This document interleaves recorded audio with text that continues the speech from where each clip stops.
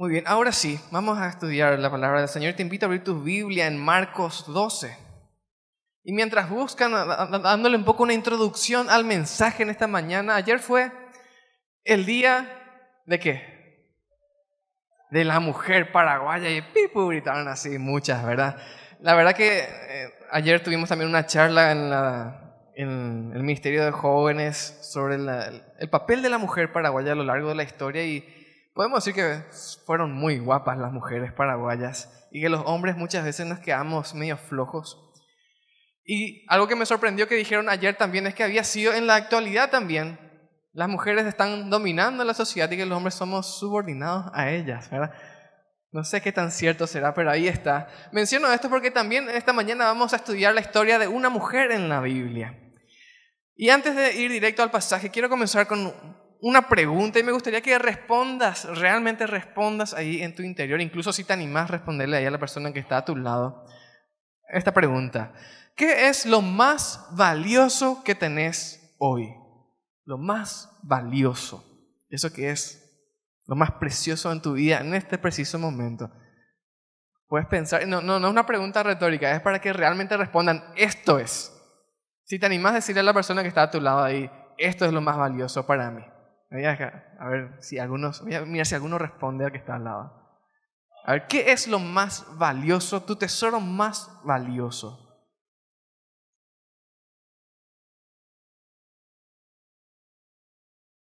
Algunas mujeres le pegaron ya a su marido, así, ¿verdad? Me gustaría decir que probablemente la mayoría de nosotros respondió cosas como: para mí lo más valioso es mi familia, para mí lo más valioso es la salud o el trabajo o similares. Otros capaz dirían: para mí la fe, la salvación o algo similar también. Que sería la respuesta de todo buen cristiano también, lo principal, mi fe, eso es, ¿verdad? Ahora me gustaría con vuestro permiso escarbar ahí un poquito más profundo. Eso que mencionaste por ahí, si le dijiste a la persona que está a tu lado, ¿cuál es tu tesoro más valioso? ¿Es notorio para los demás que ese es tu tesoro más valioso? Si yo le pregunto a tu esposo, tu esposa, a tus hijos, padres, amigos, ¿cuál es el tesoro más valioso para fulano? ¿Será que ellos me van a decir eso que vos dijiste? En especial si tu respuesta fue mi fe o la Biblia o algo similar. ¿Será que ellos podrían haber dicho sí, eso es lo más valioso para esa persona?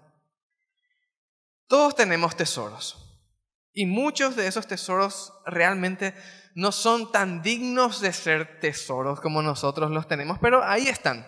Y hasta podríamos decir que algunos de nosotros, para muchos de nosotros, nuestro tesoro capaz sea descansar el domingo, o jugar a la pelota, o salir de viaje, o podríamos decir incluso nuestra propia comodidad es lo más valioso para nosotros y que nadie me toque eso, ¿verdad? En esta mañana vamos a ver que la ofrenda que nuestro Dios espera de cada uno de nosotros es lo más valioso que vos puedas tener, que es en realidad nuestra vida. Y Él espera que no sea una vida nada más, sino una vida de fe. Porque una vida entregada nomás tampoco le agrada al Señor. Y te invito a leer ahora sí Marcos 12, 41 en adelante. Dice así la palabra del Señor. Estando Jesús sentado delante del arca de la ofrenda, miraba cómo el pueblo echaba dinero en el arca. Y muchos ricos echaban mucho. Y vino una viuda pobre y echó 2 blancas, o sea, un cuadrante. Otra versión de la Biblia traduce esto como 2 moneditas de muy poco valor. Entonces, llamando a sus discípulos, les dijo: de cierto os digo que esta viuda pobre echó más que todos los que han echado en el arca, porque todos han echado de lo que les sobra, pero esta, de su pobreza, echó todo lo que tenía, todo su sustento. Este pasaje es realmente tan conmovedor que es difícil elegir por dónde comenzar, pero por algún lado hay que empezar. Así que vamos a comenzar con nuestro primer punto, que es la circunstancia de esta mujer: pobreza y viudez. Eso es lo que vivía esta mujer. Y de hecho que al leer estas dos palabras juntas, ya podemos imaginarnos un cuadro sumamente triste.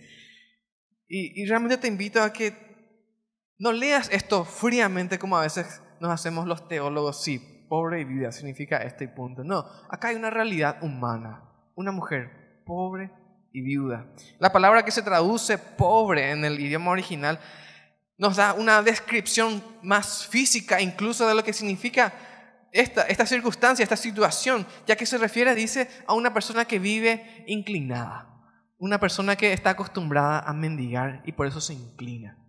Y posiblemente con esa actitud corporal se acercó al templo también.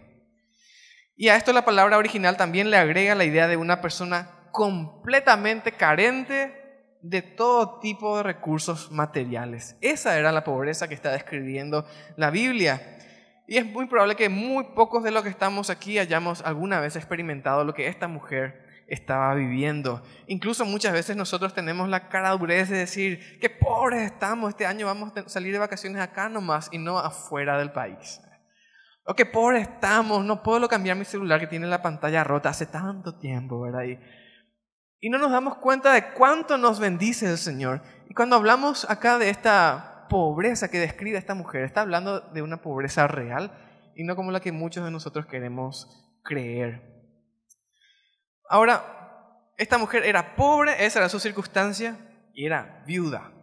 Y en la psiquiatría estuve leyendo, dice que se usa hay una escala, después los psicólogos y psiquiatras pueden corregirme si no es así, una escala que se usa para medir el estrés que puede vivir una persona. La escala de Holmes y Rae dice. Estas dos personas dice que analizaron los acontecimientos de la vida de una persona para ver cuáles son los factores que más suman puntos en la vida de esa persona y que le hace más propensa o que tenga mayor probabilidad de sufrir alguna enfermedad a causa de su estrés. Yo tengo acá por ahí si alguien quiere después le voy a prestar. Pero tengo acá la tabla esta. Y por ejemplo, para que sepan, de 200 a 300 puntos en esta escala es que probablemente vas a tener una enfermedad a causa del estrés. Vacaciones produce 13 puntos en tu escala de estrés. Cambio de actividades religiosas, 19 puntos. La pareja comienza o termina un trabajo, 26 puntos. Problemas con los suegros, 29 puntos.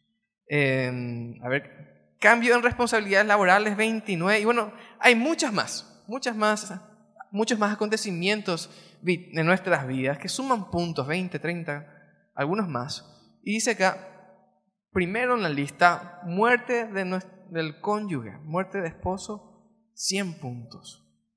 Y está el número 1 en la escala de la sumatoria para decir, bueno, yo estoy a punto de entrar a un cuadro de estrés grave. Probablemente incluso me enferme de lo estresado que estoy. Y esta mujer, además de pobre, era viuda. Así que ustedes se podrían imaginar cuál era la situación de esta persona. ¿Cuál era la situación de esta mujer? No sabemos hacia cuánto tiempo había enviudado, pero sabemos que no es de ninguna manera una experiencia fácil de superar. Recuerdo hace ya casi 4 años cuando falleció también mi mamá, ahí en mi casa comenzamos a tener varias discusiones teológicas, por decir de una forma, que repentinamente pasaron de ser cuestiones teológicas a ser parte de nuestra vivencia. Preguntas como, ¿será que cuando vayamos al cielo le vamos a reconocer a nuestra mamá? Y mi papá se preguntaba, ¿será que le voy a reconocer a mi esposa? ¿Cuál será el relacionamiento que vamos a tener ahí? Y todo eso como que va sumando una gran carga sobre nosotros. Y podemos hacernos una idea de que lo que esta mujer vivía no era nada fácil, era sumamente difícil su experiencia. Y a pesar de todo lo que esta mujer debía soportar, ¿dónde estaba ella? Dice la Biblia. Ella estaba en el templo adorando a su Dios. Y quiero preguntarte, ¿qué podrías aprender de esta mujer? ¿Qué podrías aprender de su pobreza y su viudez? ¿Qué podrías aprender de su firmeza y de su fe? De su ejemplo. De ninguna manera quiero exaltar la figura de esta mujer como si fuese alguien a quien debamos dar devoción o a quien debamos admirar de manera sobrenatural. Era una persona común, cualquiera de nosotros, pero aún eso debería reprendernos a nosotros mismos y decir, ¿cómo esta mujer, pobre y viuda, carente de todo recurso, probablemente con grandes cargas sobre los hombros, estaba fiel en el templo adorando a su Dios? No era nada fácil, pero es lo que vemos en el ejemplo de esta mujer. Era una persona normal, con luchas afuera y adentro, y aún así estaba ahí. Ahora, esta mujer, además de la circunstancia que ella vivía, y ella permanecía fiel, al ir al templo encontró otra situación más, otra circunstancia que probablemente le habrá generado incluso más angustia y más dolor, que era la circunstancia de quienes le rodeaban. ¿Quiénes le rodeaban? Dice, gente que vivía en abundancia. Ahora, yo no soy de ninguna manera un experto en dinero, en finanzas, ni nada por el estilo. Ni siquiera estudié contabilidad, pero ni por si acaso, ni de lado. Pero me maravilla que cuando hablamos de Biblia, teología y vida espiritual, si hay algo que muestra realmente nuestros verdaderos colores, es el dinero.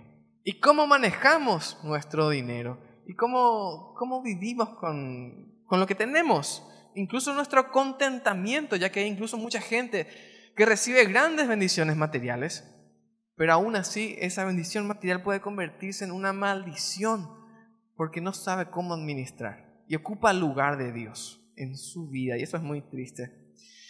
Y ya que la vez pasada el pastor Federico confesó que para él es muy importante la leche fría, para mí, si tengo algún talón de Aquiles, también es siempre el tema del dinero, que yo puedo estar siempre bromeando, sonriendo y demás, pero cuando yo sé que allá en mi alcancía se está acabando ya los recursos, ya comienza a cambiar mi humor, ya me afecta, ya no tengo más tantas ganas de bromear, ya no le quiero saludar tanto a la gente y mi oración ya es un poquito más enojada, ¿verdad? No es más tan agradecida. Pero bueno, cada uno de nosotros tenemos nuestras luchas y sabemos dónde nos aprieta el zapato. Ahora, vamos a volver a la mujer esta de la historia. Era pobre, dice, era viuda. Ella va al templo llevando, dice, 2 moneditas de muy poco valor. 2 moneditas de muy poco valor, eso es lo que iba a entregar. Y tal vez por el camino incluso ella se preguntaba, posiblemente, ¿valdrá la pena caminar al templo para llevar 2 moneditas? ¿Será que vale la pena este esfuerzo? ¿Será que hace la diferencia en el templo, en el servicio del templo, que yo lleve 2 moneditas de muy poco valor? Tal vez ella se iba preguntando eso.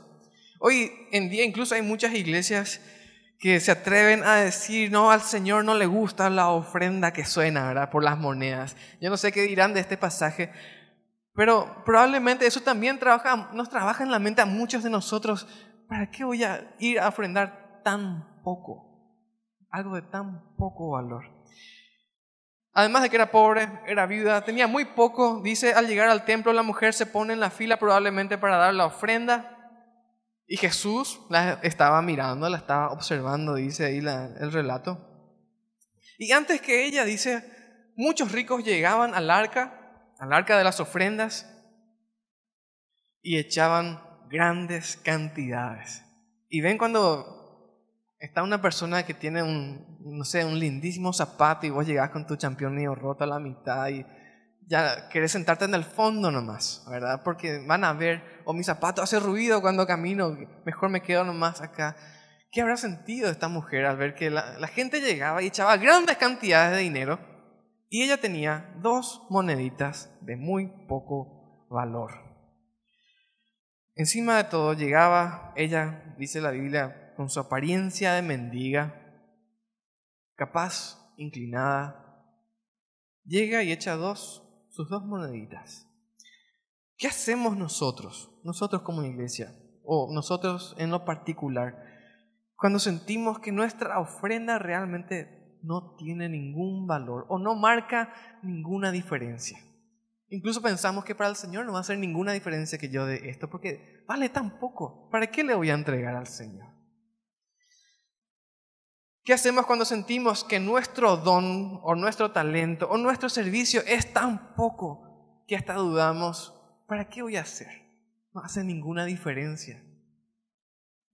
Por sobre todo, quiero que te preguntes, ¿quién está mirando? ¿Quién está mirando cuando estás entregando tu ofrenda, tu adoración al Señor? Ciertamente la gente mira, pero hay alguien más. ¿Quién es? Ese es nuestro Señor, quien mira qué es lo que estamos entregándole. Ahora quiero leer 1 Corintios 1, 26 en adelante. Dice: pues mirad, hermanos, vuestra vocación, que no sois muchos sabios según la carne, ni muchos poderosos, ni muchos nobles, sino que lo necio del mundo escogió Dios para avergonzar a los sabios, y lo débil del mundo escogió Dios para avergonzar a lo fuerte. Y lo vil del mundo y lo menospreciado escogió Dios, y lo que no es, para deshacer lo que es. Y acá está la parte principal: a fin de que nadie se jacte en su presencia. A fin de que nadie se jacte, que nadie se enorgullezca en su presencia. Mas por Él estáis vosotros en Cristo, el cual nos ha sido hecho por Dios sabiduría, justificación, santificación y redención, para que, como está escrito, el que se gloría, gloríese en el Señor. Ahora, hay siempre un gran malentendido con este pasaje, que pareciera que la gente piensa que no, cuanto más pobre y humilde sos, mejor. Pero eso no es lo que está diciendo este pasaje. Pero sí hay algo que podamos decirle a esta mujer sobre lo que dijo Pablo. Probablemente sí. Primeramente, que para el Señor somos todos iguales. Todos tenemos el mismo valor, todos tenemos la misma importancia. Ni el rico, ni el pobre, ni el sabio, ni el iletrado. Nadie es superior ni inferior en presencia de nuestro Dios. Porque acá no se trata, no, yo soy humilde, yo soy pobre, el Señor me ama más que al rico. No. El Señor no estaba despreciando la ofrenda de los ricos porque eran ricos, sino por lo que había en su corazón, por lo que había en su interior. Por eso era. ¿Qué más podríamos decirle a esta mujer, además de que todos somos iguales y nadie tiene nada de que jactarse en presencia de Dios? Podemos decirle que si hay que gloriarse en algo, hay que gloriarse en nuestro Señor, porque Él nos hizo a todos salvos, justos, santos, y Él nos libertó de nuestro pecado, a todos por igual, sin importar tu condición, ya sea muy alta o muy baja. En presencia del Señor sos sumamente valioso, independientemente de todo lo que tengas o puedas alcanzar en esta vida. Ahora, ¿hay gente en esta iglesia con más recursos que otros? Sí. ¿Eso significa que el Señor ama más a unos que a otros? No, de ninguna manera. Esto significa que el Señor va a requerir menos a quien tiene menos. Y esto sí es algo muy importante que tenemos que resaltar. Quiere decir que el Señor te va a pedir menos por tener menos. Y al que tiene más le va a pedir más, probablemente no. Porque a todos el Señor nos llamó a entregar la misma cosa. Y eso es lo que vamos a estudiar a continuación también. Tu ofrenda en monedas no es de ninguna manera inferior a una ofrenda en cheque, ni un depósito de ninguna otra manera.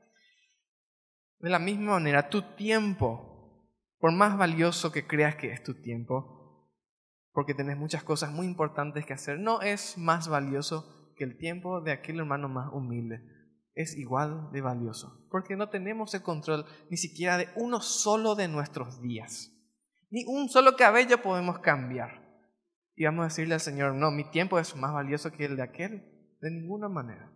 Todos somos iguales ante el Señor. Y por eso la ofrenda de esta viuda nos enseña algo sumamente importante a cada uno de nosotros. Ahora, estamos hablando de una mujer pobre y su ofrenda. Los ricos daban mucho, pero aún así eso no le detuvo a ella de ofrendar al Señor. Ahora, ¿cómo podemos saber nosotros si estamos dando una ofrenda que realmente agrada al Señor? Sea yo rico, sea yo pobre, tenga yo grandes títulos académicos o una educación básica. ¿Cómo yo puedo saber si mi ofrenda realmente agrada al Señor? Ahora, en los bancos, muchos habrán visto, en muchos negocios también usan una maquinita de color así, con una luz negra adentro muchas veces para ver si el billete es real, si con lo que estás pagando tiene valor verdadero. Incluso les capacitan a los cajeros para tocar y con los dedos pillar si un billete es falso o verdadero. Y en esta ocasión vemos a Jesús convirtiéndose en cierta manera en el cajero del banco celestial. Él estaba ahí sentado haciendo lo que muchos de nosotros consideraríamos hoy algo de muy mala educación. Él estaba sentado mirando cuánto ofrendaba la gente. ¿Cuántos acá le quieren mostrar o quieren que la gente vea quién está ofrendando y cuánto, ¿verdad? Porque eso es lo que estaba haciendo el Señor Jesús y no lo esconde. Le llama a sus discípulos, miren un poco, les voy a enseñar algo sobre la ofrenda de esta gente que está acá en el templo. En este pasaje, como en muy pocos, vemos a Jesús claramente controlando qué era lo que estaba entregando la gente. O sea que sí, nuestro Dios controla lo que estás ofrendando. Claro que sí. Y Él mira si tu ofrenda es verdadera o no. Si tiene valor real o no. Y eso es muy importante saber. Y también tenemos que saber que al Señor no le podemos engañar. Él sabe si le estás entregando un billete falso o verdadero. Una oración falsa o verdadera. Así que, ¿cuál es, podríamos decir, el gran igualador en el banco de la fe? Definitivamente no todos podemos dar la misma cantidad de dinero ni recursos. No todos tenemos la misma cantidad de tiempo disponible, ¿cierto? No todos tenemos los mismos dones, no todos tenemos los mismos talentos, no todos tenemos ni siquiera el mismo llamado para el ministerio. ¿Cómo podemos saber si nuestra ofrenda es agradable al Señor? Si la ofrenda que le entregaste hoy, en esta mañana, ya sea tu sobre, ya sea que hayas puesto el plato, ya sea tus canciones, tu oración o la actitud de tu corazón, ¿cómo podemos saber si eso es agradable al Señor? Y vamos a ver nuestro tercer punto. La mujer puso en el arca su fe. Y ese es el gran igualador de todas nuestras ofrendas, sin importar su cantidad, ni más que nada su cantidad, ¿verdad? Porque eso es lo que estábamos mirando. ¿Cómo podemos saber que la fe de esta mujer estaba siendo depositada en el arca de las ofrendas en ese momento? Porque la Biblia nos dice en el versículo 44, Jesús dice, la mujer, de su pobreza echó todo lo que tenía, todo su sustento. Echó todo lo que tenía, todo su sustento. Y no hay ninguno acá, que pueda decir, por mucho o poco que tenga, yo no puedo hacer eso. Yo no puedo hacer lo que hizo esta mujer. Tengo mis responsabilidades, tengo esto, tengo aquello. Probablemente sí, pero es algo para pensar. Ahora, a lo largo de los años de mi vida cristiana, estuve como trabajando mucho tiempo también como músico y asistí a millones, no sé si millones, pero puedo decir ciertamente miles y miles de cultos, porque me invitaban a tocar en muchas iglesias y yo me iba y tocaba el piano o la batería.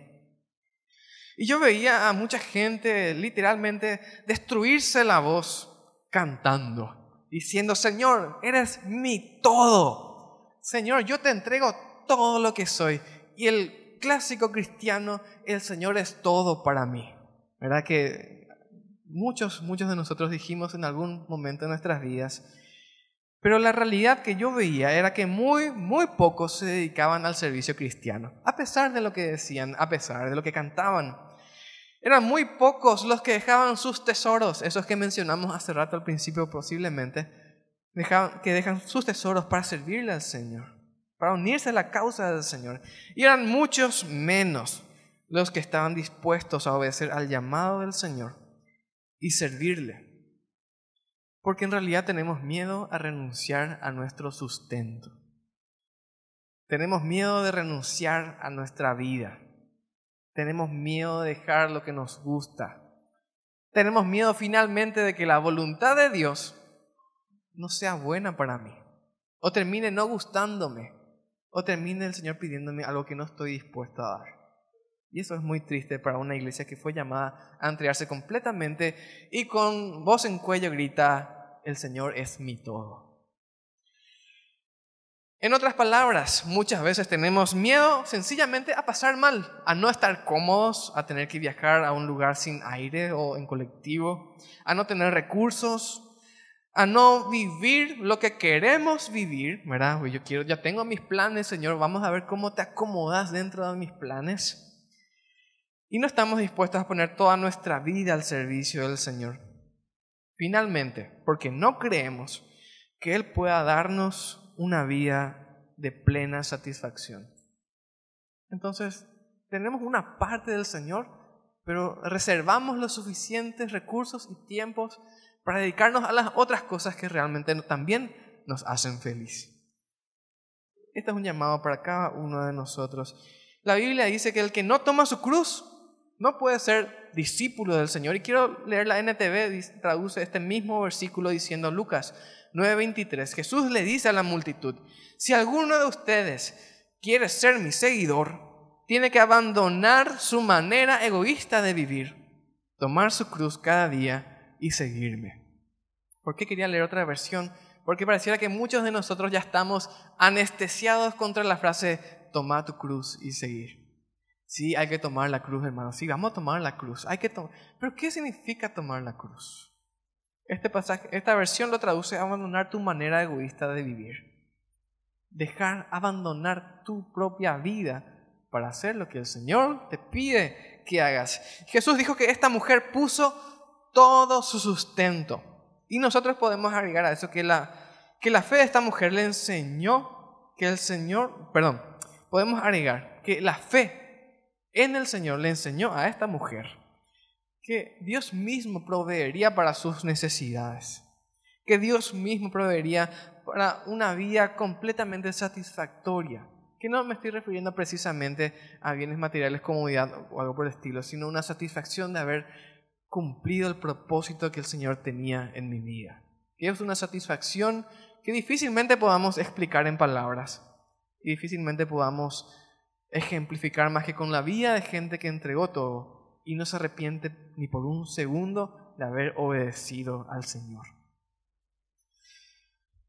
Esta mujer confiaba no solamente para su comida, sino para su satisfacción emocional, intelectual, para sus propósitos, para sus sueños, para su familia, para sus amigos, por sobre todo para la eternidad.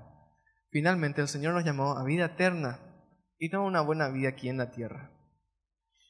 El Señor te llama a poner toda tu fe en ese arca de la ofrenda, no de lo que te sobra, que es lo que estaban haciendo los ricos, no el tiempo que te queda, no los recursos que te sobran, no esa cosa que ya no usás luego, sino todo. Ese es el llamado de nuestro Dios. Y el llamado de servirle no es un llamado romántico. Ay, qué lindo servir al Señor los domingos en el culto. Y ahí termina. No es ese tipo de llamado que el Señor te hace, sino una vida de acciones, de servicio al Señor. Y el Señor mismo nos muestra que el amor se ejemplifica y se evidencia con acción. La Biblia dice que tanto nos amó que envió a su Hijo Jesucristo a morir por nosotros. No que tuvo buenos deseos y nada más. Acción. Y si vos tenés amor por tu Dios, y yo sé que sí tenés amor por tu Dios, tenés que moverte. Porque sabemos que amamos al Señor. Sabemos que somos sus hijos, pero a veces falta un poco más de acción, un poco más de movimiento. Entregar un poco más que esas 2 moneditas ahí. No lo que te sobra, sino todo tu sustento. Todo lo que es tuyo. Alguien podría decir, bueno, pero eso es para los misioneros. Eso es para los que fueron llamados a la obra, porque yo estoy con mi hijo y tengo esto y tengo lo otro. Eso es para pastores, evangelistas y misioneros y nadie más. El resto estamos bien como estamos. No, ese llamado es para vos. Romanos 12, 1 y 2 dice, por tanto, hermanos, amados hermanos, les ruego que entreguen su cuerpo a Dios por todo lo que Él ha hecho a favor de ustedes. Les ruego que entreguen su cuerpo a Dios y se entreguen como un sacrificio vivo y santo. La clase de sacrificio que a Él le agrada. Esa es la verdadera forma de adorarlo. No imiten las conductas ni las costumbres de este mundo, más bien dejen que Dios los transforme en personas nuevas al cambiarles la manera de pensar o renovando nuestra mente, dice la otra versión. Y esta es la parte que nos cuesta creer. Entonces aprenderán a conocer la voluntad de Dios para ustedes, la cual es buena, agradable y perfecta. Y digo, ¿por qué tenemos tanto miedo de entregarnos completamente al Señor? ¿Por qué tenemos tanta aversión muchas veces a que me llamen de vuelta para otro ministerio, a que me llamen de vuelta para otro servicio, a que me llamen de vuelta a otro culto, a que me llamen para visitar, a que me llamen para servir? ¿Acaso no crees que la voluntad de Dios para tu vida es buena, agradable y perfecta? Porque la Biblia dice así es. Pero solamente si te entregas como una ofrenda verdadera al Señor, vas a poder conocer esto, conocer y experimentar. El Señor espera tu ofrenda en esta mañana. Y saben que Él está mirando tu ofrenda. Así como Él estuvo en el templo, estuvo mirando a los ricos que echaban lo que les sobraba. Y vio cuando esta pobre mujer dio todo lo que tenía. El Señor también te está mirando a vos. Y algo que no nos gusta pensar, pero que vemos en la Biblia, es que el Señor evalúa tu ofrenda. El Señor mira si es verdadera o no. No es que aceptan, no, dale, vengan todos. No. Y saben que el Señor quiere acción, quiere servicio. Ayer, como dije, estábamos hablando sobre el Día de la Mujer Paraguaya en la Sociedad de Jóvenes, en el Ministerio de Jóvenes. Y el Juan, quien estuvo hablando de ese tema, nos estuvo contando de la tremenda desigualdad que viven hoy día todavía las mujeres. Grandes necesidades. Cada día vemos homicidios, feminicidios, violaciones, niñas embarazadas, adolescentes. Y decimos, hay lugares para servir en todas partes. Hay tanto para hacer en nuestra sociedad, tantas cosas y tantas vidas que la palabra del Señor puede cambiar. Y digo, ¿cómo podemos decir que no a semejante llamado? ¿Cómo podemos decir, Señor, yo no quiero esa vida que me querés dar?